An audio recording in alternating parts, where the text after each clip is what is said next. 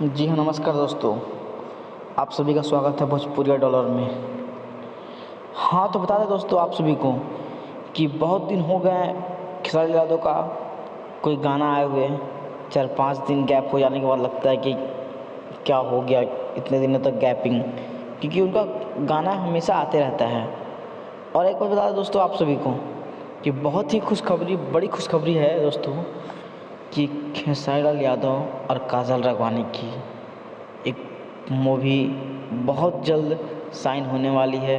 बात चल रही है और उस मूवी को साइन होने के बाद ही जैसे ही दोनों को टाइम मिलता है उस मूवी के बारे में दोनों लोग आप सभी को बता देंगे।